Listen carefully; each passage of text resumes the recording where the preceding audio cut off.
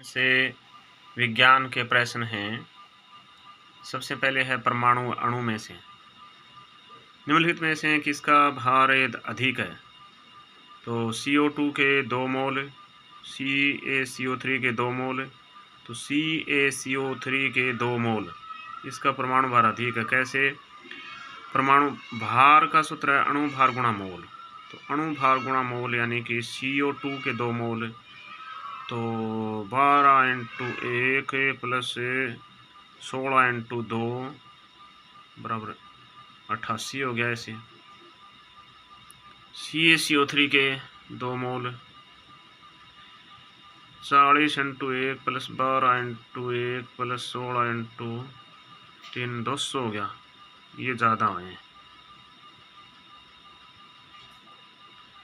विशेष यदि भार अधिक की जगह कम पूछा भी जा सकता है। नाइट्रोजन ने N परमाणुओं की 3.011 × 2⁻23 संख्या का द्रव्यमान क्या है? तो 7 ग्राम। द्रव्यमान है 7 ग्राम। सूत्र है द्रव्यमान बटे परमाणु संख्या गुणा अवोगाद्रो संख्या।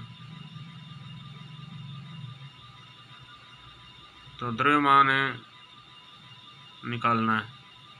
द्रव्यमान बराबर दिए गए परमाणुओं की संख्या बटे अवोगाद्रो संख्या गुणा परमाणु द्रव्यमान। तो द्रव्यमान बराबर दिए गए परमाणुओं की संख्या मतलब 3.011 × 10⁻23 बट्टे में अवोगाद्रो संख्या वह 6.022 × 10⁻23 गुणा में 14। परमाणु द्रव्यमान है 14। परमाणु द्रव्यमान 14 कहाँ से आ गया? नाइट्रोजन N का परमाणु द्रव्यमान कितना होता है? नाइट्रोजन N का परमाणु द्रव्यमान 14 होता है। × 14 आ गया, 7 आ गया। फिर निम्नलिखित में से किसकी परमाणुकता 1 होती है? सल्फर, गंधक की, ऑक्सीजन की, क्लोरीन की, आर्गन की। तो आर्गन की परमाणुकता 1 होती है। एक परमाणुकता किस किस की होती है? देखिए, हीलियम की, नियोन की, आर्गन की, क्रिप्टॉन की, जेनॉन की, रेडॉन की। धातुओं में सोडियम, पोटेशियम, आयरन, कॉपर। द्वि परमाणु किसे होते हैं? Hydrogen H2, nitrogen N2, chlorine Cl2, oxygen O2। त्रि परमाणु ओजोन O3, CO2 और H2S। चतु परमाणु फास्फोरस P4। बहु परमाणु सल्फर, गंधक S8। 52 ग्राम में हीलियम Hg में मोलों की संख्या है। 52 ग्राम में हीलियम में मोलों की संख्या है 52/4, यानी 1 मोल Hg का द्रव्यमान 4 होता है। तो 52 का हो जाएगा 52/4 बराबर 13 ग्राम हो जाएगा। 2 या 2 से अधिक परमाणु जुड़कर क्या बनाते हैं? अणु बनाते हैं भाई, अणु बनाते हैं। परमाणु की खोज जॉन डाल्टन ने की थी 1803 में।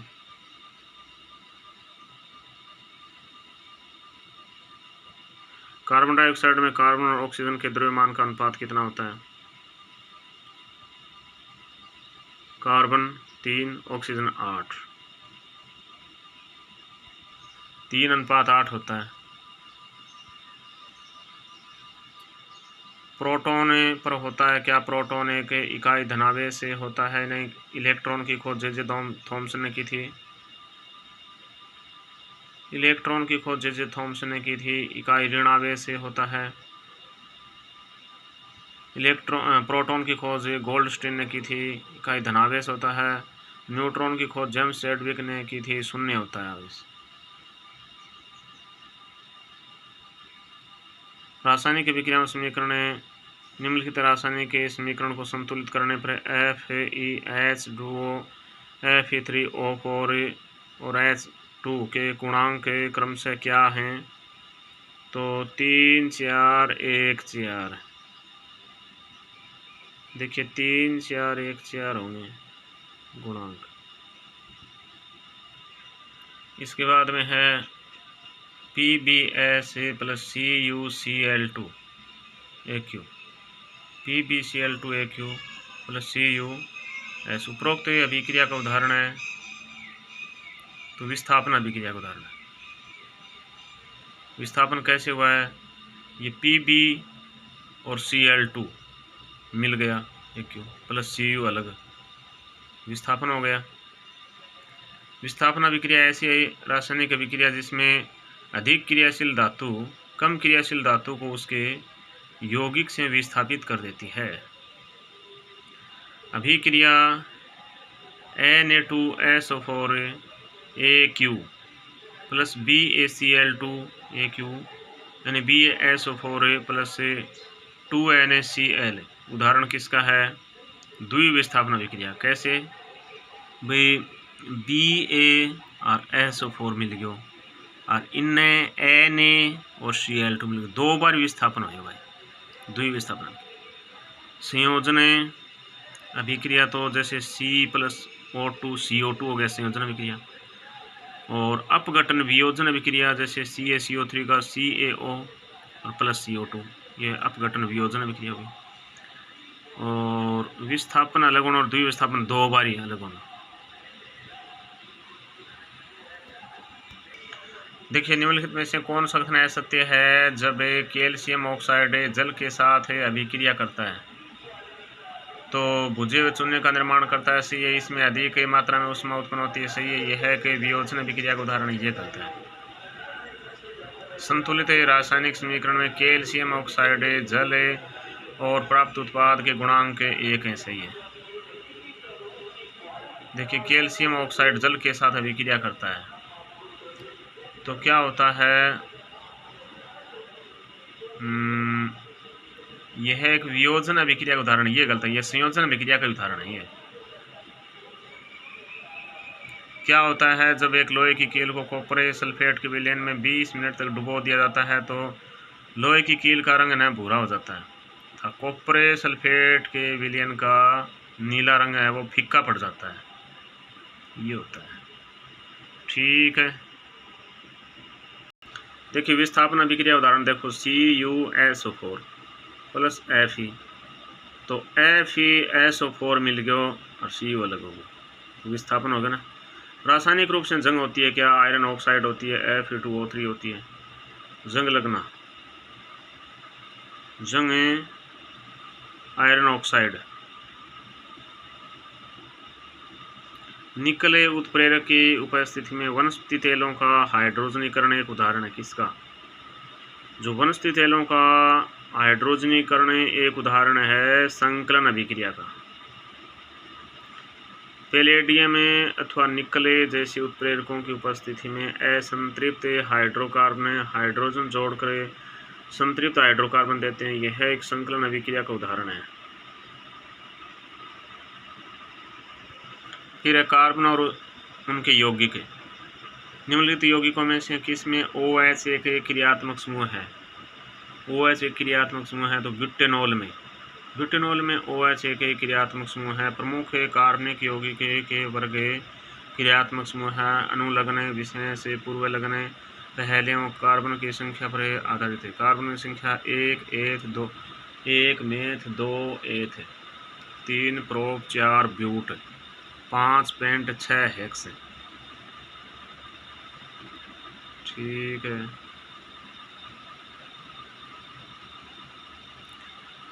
प्रोपेनॉन एक 3 कार्बन यौगिक है जिसमें क्रियात्मक समूह है क्या, कीटोन। प्रोपेनॉन एक 3 कार्बन यौगिक है जिसमें क्रियात्मक समूह कीटोन है।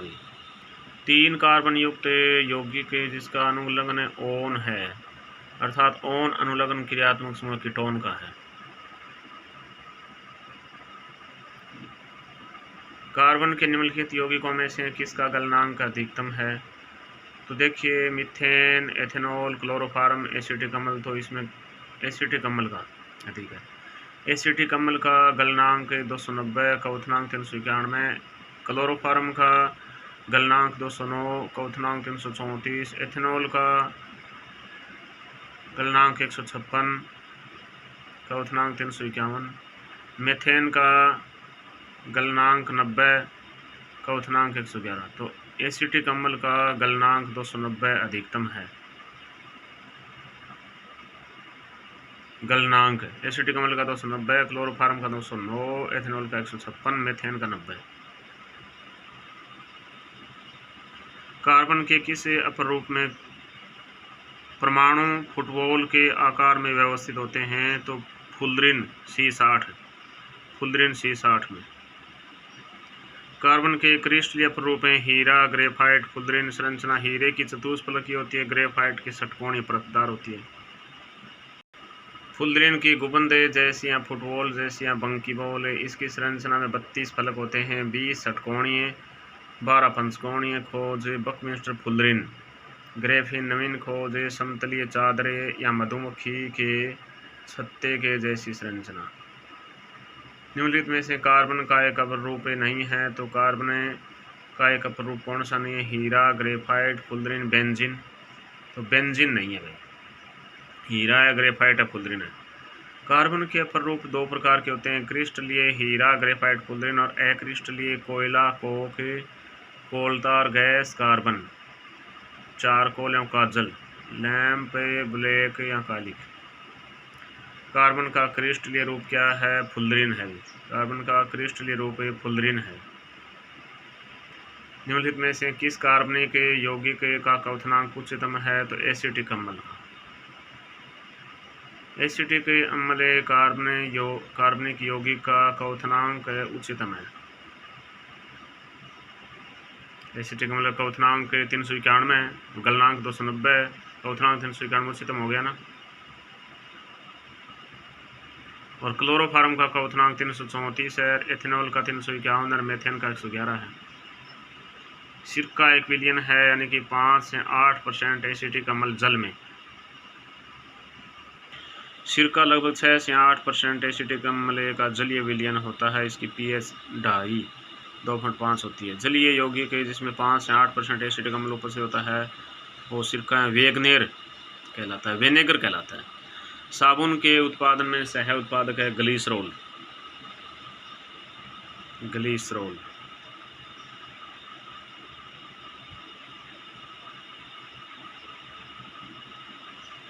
बायोगैस संपीड़ित प्राकृतिक गैस CNG का प्रमुख घटक है कौन सा? मेथेन।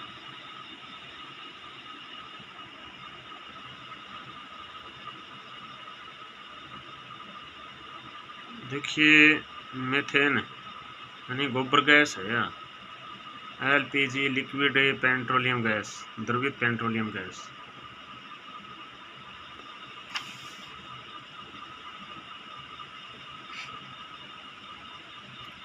बल एवं गति के नियम में देखिए न्यूटन के गति के तृतीय नियम का कथन है कि क्रिया एवं प्रतिक्रिया बराबर एवं विपरीत होती है। तथा में क्या होता है? तथा दो भिन्न पिंडों जो परस्पर अन्योन्य क्रिया करते हैं पर लगती है। न्यूटन की गति का तीसरा नियम यह है कि क्रिया प्रतिक्रिया विशेष प्रत्येक क्रिया के लिए हमेशा एक समान प्रतिक्रिया होती है। क्रिया और प्रतिक्रिया हमेशा विपरीत दिशा में काम करती है। क्रिया और प्रतिक्रिया दो भिन्न पिंडों पर लगती है जो परस्पर अन्योन्य क्रिया करते हैं। ये न्यूटन की गति का तीसरा नियम है। अच्छा, न्यूटन की गति का तीसरा नियम भाई, मनुष्य का पानी में तैरना, बंदूक से गोली दागना, रॉकेट का प्रक्षेपण करना, कुएं से पानी से भरी बाल्टी खींचते इसमें डोरी टूटने पर खींचने वाला व्यक्ति पीछे गिर जाता है। जब एक नाविक नाव से आगे कूदता है तब नाव पीछे की ओर चली जाती है। तो ये उदाहरण है न्यूटन की गति का तीसरा नियम है। यह एक न्यूटन की गति के तीसरे नियम का उदाहरण है, अर्थात तृतीय नियमानुसार पहली वस्तु जितना बल दूसरी वस्तु पर लगाती है, दूसरी वस्तु उतना ही बल पहली वस्तु पर लगाती है, दिशा विपरीत होती है। क्रिया प्रतिक्रिया नियम कहलाता है। यह नियम हर दिशा में लागू होता है। 40 किलोग्राम द्रव्यमान वाली एक लड़की 6 मीटर प्रति सेकंड के क्षैतिज वेग से घर्षण रहित पहियों वाली स्थिर गाड़ी पर कूदती है। यह गाड़ी का द्रव्यमान 4 किलोग्राम है, तो निकाय का अंतिम वेग होगा तो 5.45 मीटर प्रति सेकंड होगा। 5.45 मीटर प्रति सेकंड होगा। कैसे, ये निकालना होगा। 240/44, 240/44 कहाँ गया? 40 × 6 + 4,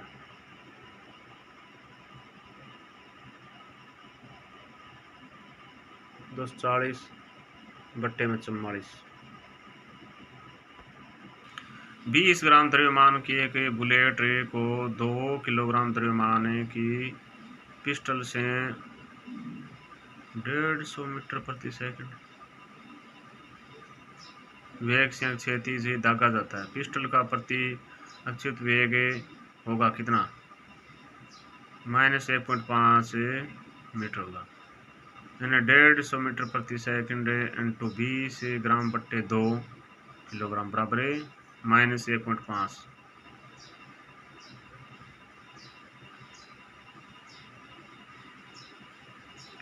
संवेग का ऐसा मात्रक क्या होता है? संवेग का ऐसा मात्रक होता है किलोग्राम मीटर प्रति सेकंड।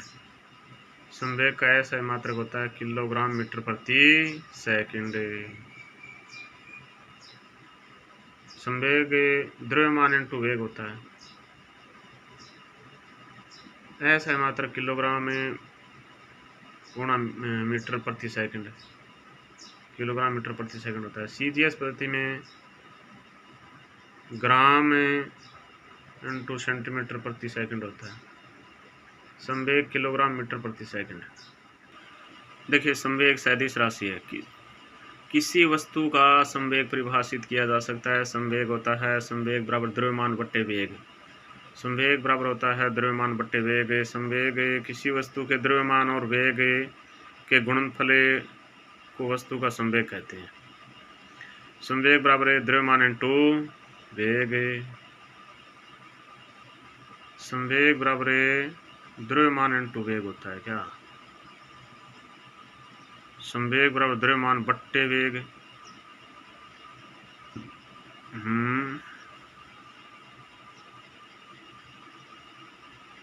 हाँ, अरे संवेग बराबर द्रव्यमान इंटू वेग ही होता है। सही है, गुणनफल होता है। किसी वस्तु का संवेग निर्भर करता है तो वस्तु के द्रव्यमान पर। किसी वस्तु का संवेग निर्भर करता है वस्तु के द्रव्यमान पर निर्भर करता है।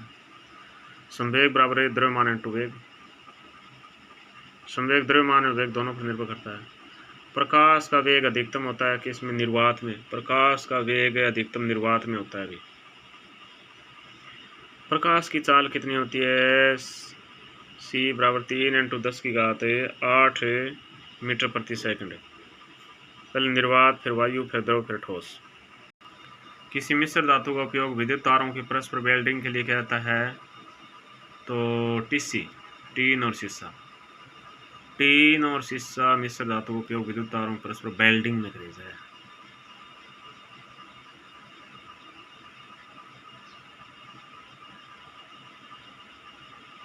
गुरुत्वाकर्षण बल है जिससे सूर्य पृथ्वी को आकर्षित करता है। तो इनमें से सही कथन कौन सा है? सही कथन यह है कि वह उस बल से अधिक होता है जिसके द्वारा पृथ्वी सूर्य को आकर्षित करती है। सही है क्या? 3 और 4 सही है। वह उस बल के समान होता है जिसके द्वारा पृथ्वी सूर्य को आकर्षित करती है। वह बल दोनों के बीच की दूरी के अनुसार बदलता है। सही है। गुरुत्वाकर्षण बल एक आकर्षक बल है।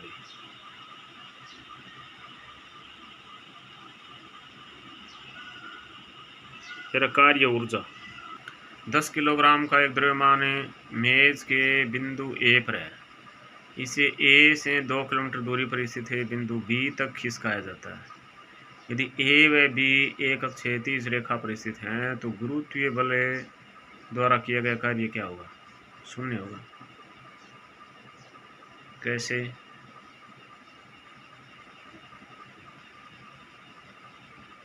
गुरुत्वीय बल द्वारा किया गया कार्य शून्य, क्योंकि बल एवं विस्थापन एक दूसरे के लंबवत हों तो किया गया कार्य शून्य होता है। बल एवं विस्थापन।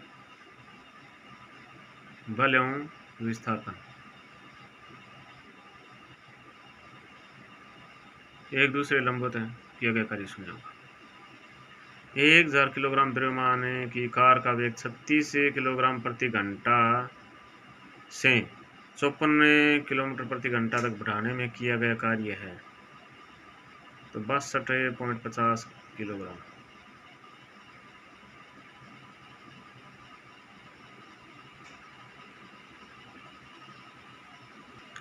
नीचे दी गई 3 परिस्थितियां ए बी सी में F बल m द्रव्यमान के पिंड पर कार्य करता है। चित्र में दर्शाए अनुसार विस्थापन बड़े तीरे के द्वारा दर्शाया गया है।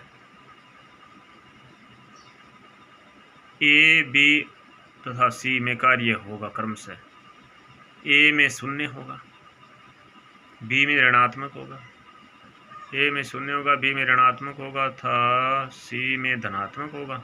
हाँ भाई ठीक है।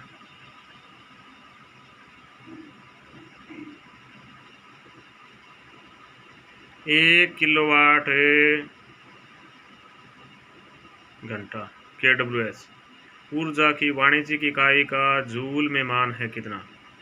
तो 3.6 इंटू 10 की घात 6 जूल, 3.6 इंटू 10 की घात 6 जूल होगा 1 किलोवाट घंटा में, 1000 वाट में। ठीक है, 3.6 इंटू 10 की घात 6 जूल। 100 वाट का एक बल्ब 6 घंटे प्रतिदिन काम में लिया जाता है तो बल्ब द्वारा एक दिन में व्यतीत ऊर्जा KWS में है 0.60 होगी।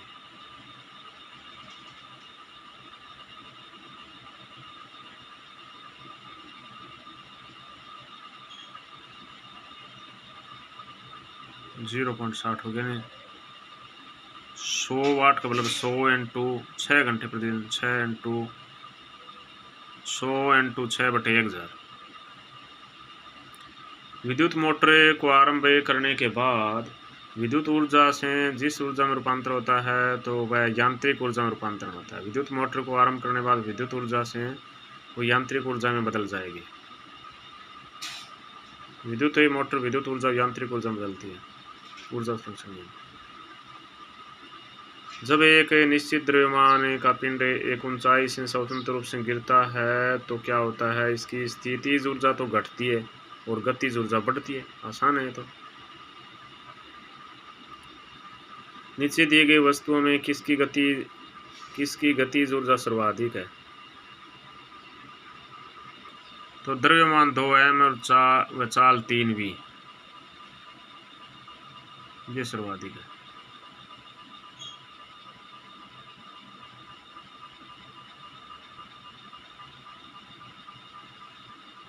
फिर उत्तक है। वृक्कीय नली तथा लार ग्रंथि की नली के अस्तर का निर्माण कौन सा उत्तक करता है? तो घनाकार एपिथीलियम करता है। वृक्कीय नली और लार ग्रंथि की नली के अस्तर का निर्माण घनाकार एपिथीलियम। देखिए जंतु तक 4 प्रकार के उपकला, संयोजी, पेशी, तंत्रिका। उपकला एपिथीलियम जंतुओं के शरीर के भंडार का निर्माण करता है। घनाकार एपिथीलियम वृक्कीय नली, लार ग्रंथियों, श्वेत ग्रंथियों का निर्माण करता है। स्तंभाकार एपिथीलियम जहर ग्रंथि, आंत ग्रंथि व अग्नाशय में आंत का भीतरी स्तर होता है। सल्कीय एपिथीलियम त्वचा, मुख की परत, श्वास नली, रुधिर नली का आधार नली, जीव वायु कोश आदि। स्तरित एपिथीलियम ग्रसनी ग्रंथि की परत एवं मूत्र मार्ग आदि। कोलीफॉर्म जीवाणु कौन से मानव अंग में पाए जाते हैं? तो आंत्र में पाए जाते हैं कोलीफॉर्म जीवाणु। आहार नाल के आंत में पाया जाता है। कोलीफॉर्म एक बैक्टीरिया होता है। नियंत्रण एवं समन्वय के नियम में से कौन सा पादपों में वृद्धि संदमन को करने वाला हार्मोन है? तो FCC कम्बल, जो पादपों में वृद्धि को रोकता है, FCC कम्बल।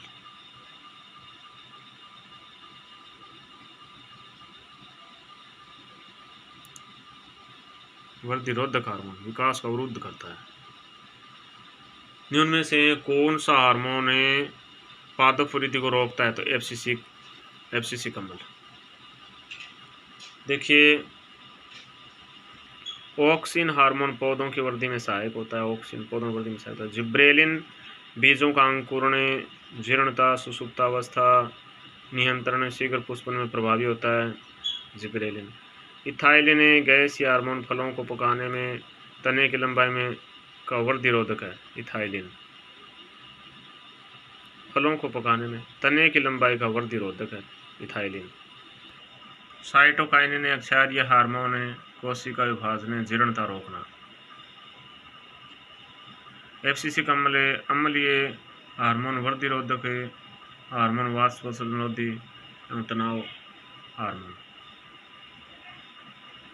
कौन सा हार्मोन पादप वृद्धि का संदर्भ करता है? तो एफसीसी कमल। ऑक्सिन पौधों वृद्धि में सहायक होता है। जिब्रेलिन बीजों अंकुरण, जीर्णता, सुप्तावस्था नियंत्रण, शीघ्र पुष्पन में प्रभावी होता है।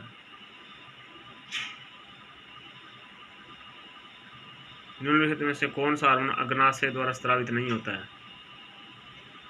तो ग्लूकेगॉन होता है, इंसुलिन होता है, सोमेटोस्टेनिन होता है, रिलैक्सिन नहीं होता है अग्नाशय द्वारा स्रावित। अग्नाशय मानव शरीर की एक मिश्रित ग्रंथि है। यह एंजाइम एवं हार्मोन दोनों का स्रावण करती है। अग्नाशय द्वारा स्रावित हार्मोन इंसुलिन, ग्लूकागॉन और सोमेटोस्टेनिन। मस्तिष्क का वह भाग जो स्वैच्छिक क्रियाओं की परिशुद्धि तथा शरीर में सह स्थितियों में संतुलन के लिए उत्तरदायी है। तो अनुमस्तिष्क। मनुष्य का मस्तिष्क केंद्रीय तंत्रिका तंत्र मस्तिष्क में रज्जु का निर्माण है। 3 भाग: अग्र मस्तिष्क, परमस्तिष्क, सेरिब्रम, थैलेमस, हाइपोथैलेमस, एपिथैलेमस। मध्य मस्तिष्क कॉर्पो राक्वाई जोइमाइना एवं क्रूस सेरिब्रम।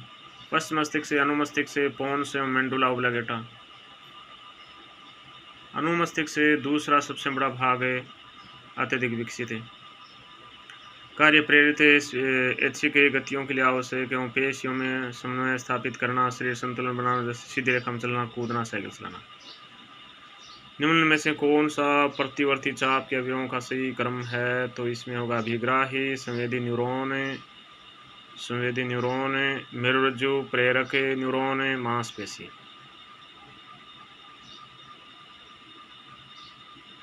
आनुवंशिकता विकास जैव विकास के दृष्टिकोण से छिपकली, पक्षी एवं मनुष्य के अग्रपाद की अस्थियों की व्यवस्था में समानता उदाहरण है समजातता का।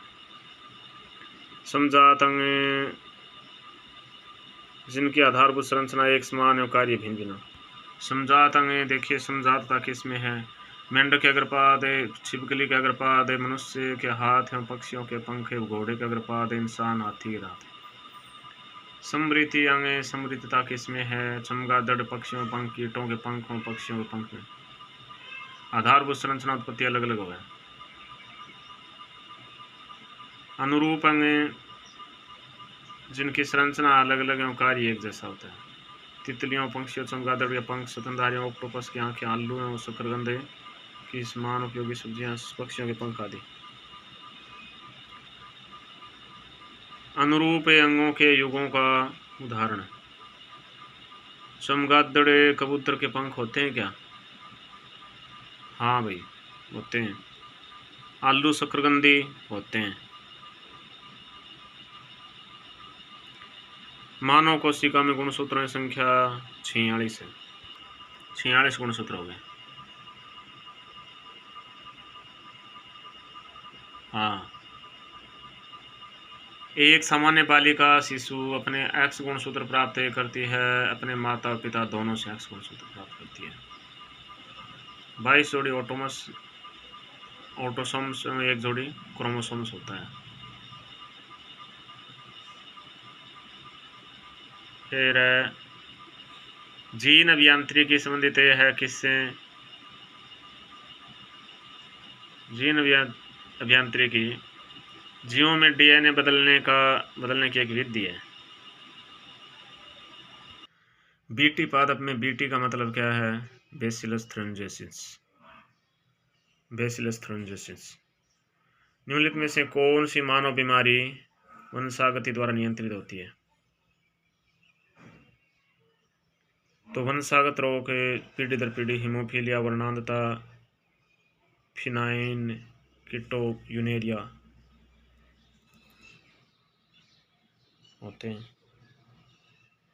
डीडीटी के व्यावसायिक उत्पादन में कच्चे माल का उपयोग किया जाता है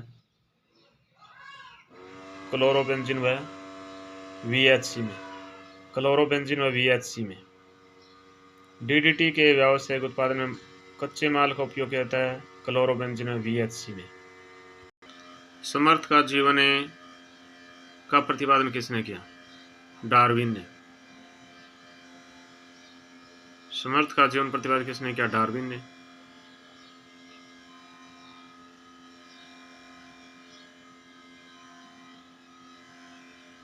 उपार्जित लक्षणों वंशागति का सिद्धांत लेमार्क ने दिया। समर्थ का जीवन डार्विन। प्राकृतिक संसाधन प्रबंधन एवं पर्यावरण संरक्षण भारत में राष्ट्रीय स्वच्छ वायु कार्यक्रम का शुभारंभ 2019 में किया गया।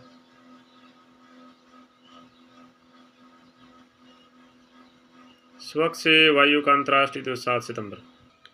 राष्ट्रीय नदी गंगा के संरक्षण और कायाकल्प के केंद्र सरकार द्वारा फ्लैग शिप प्रोग्राम के रूप में स्वीकृत एकीकृत संरक्षण मिशन का नाम क्या है? Ganga action plan phase 3।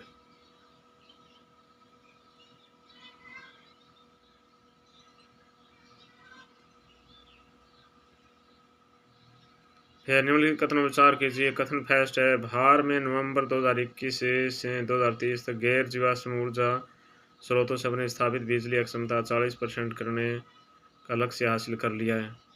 सही है।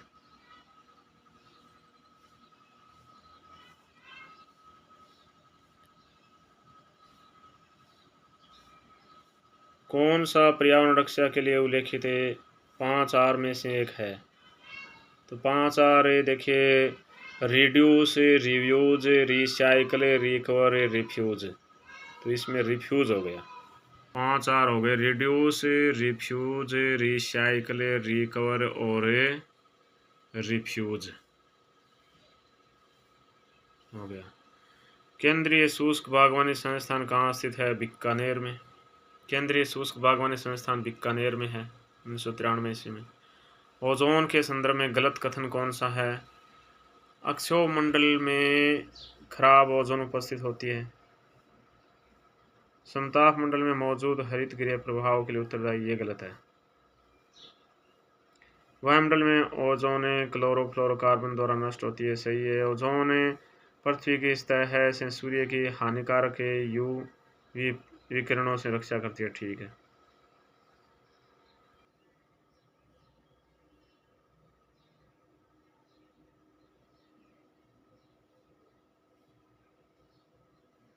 ओजोन की सांद्रता को नापने वाली इकाई कौन सी है? डॉब्सन है। भी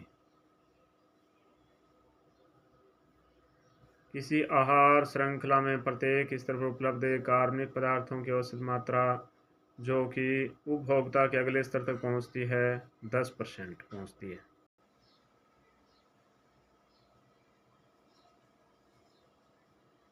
एक मोर सांप खाता है जो पादपों और पनप रहे कीटों का भक्षण करता है। मोर क्या हो गया?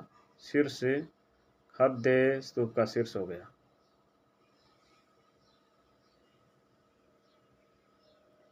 निम्नलिखित कथनों पर विचार कीजिए। एक ताप विद्युत गृह है जिसमें कोयला ऊष्मा के स्रोत हेतु उपयोग में लिया जाता है। वह उस विद्युत गृह है जिसमें प्राकृतिक गैस का उपयोग होता है की अपेक्षा CO2 का उत्सर्जन अधिक करता है। सही है। ताप विद्युत गृह है जिसमें काले कोयले के स्थान पर भूरे कोयले का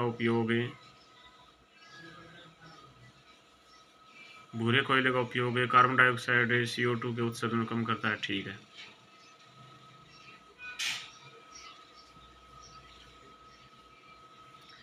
निम्नलिखित में से किसकी वायुमंडल में उपस्थिति अम्लीय वर्षा उत्पन्न करती है? तो सल्फर के ऑक्साइड वायुमंडल में उपस्थिति अम्लीय वर्षा उत्पन्न करती है।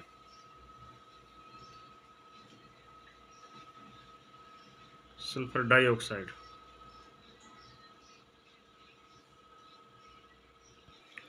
जैव विविधता एवं सतत पोषणीय विकास है।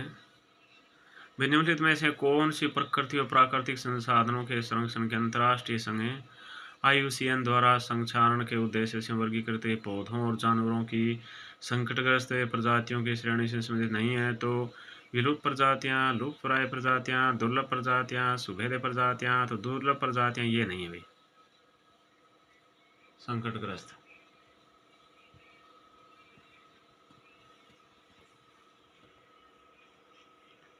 कौन सा भारत का बायोस्फीयर रिजर्व नहीं है? पंचमढ़ी, कच्छ, पन्ना। फूलों की घाटी नहीं है बायोस्फीयर रिजर्व।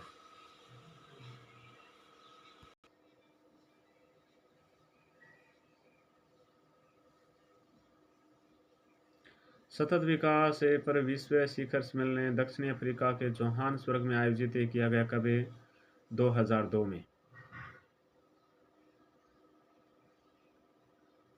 वर्तमान में 7 से 9 फरवरी 2024 नई दिल्ली में आयोजित हुआ। ये 23वां संस्करण था।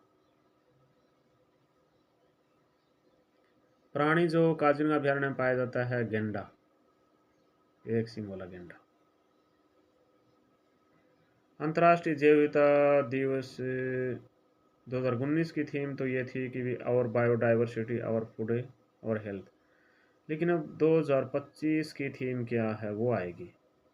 2024 की थीम है be part of the plan, योजना का हिस्सा बने। ठीक है, देखिए, कूटों की सहायता से भूवैज्ञानिक अवधियां युगों के सही अनुक्रम का चयन कीजिए। तो ट्रायसिक, जुरेसिक, क्रिटेशियस, ट्रांसजूक्रियम में से Triassic, Jurassic, Cretaceous, Paleozoic, Mesozoic, Cenozoic. ट्रांसजूक्रियम में से। फिर सही कथन बताइए। 2, 3। जैव विविधता समृद्ध क्षेत्रों का दिन का तापमान 18 डिग्री सेल्सियस से 32 डिग्री सेल्सियस के बीच से था। वार्षिक वर्षा 150 सेंटीमीटर से अधिक होती है। सही है। अधिक ऊंचाई वाले क्षेत्रों में जैव विविधता कम होती है। ठीक है। जैव विविधता WG रोसेन, थीम 2024 की be part of the plan. Bharat के प्रमुख राष्ट्रीय उद्यान?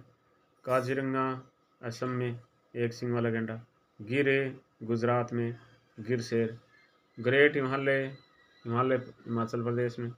बांदीपुर कर्नाटक में। सतपुड़ा मध्य प्रदेश में। सुंदरवने पश्चिम बंगाल में। रणथंबोर सवाईमाधोपुर में।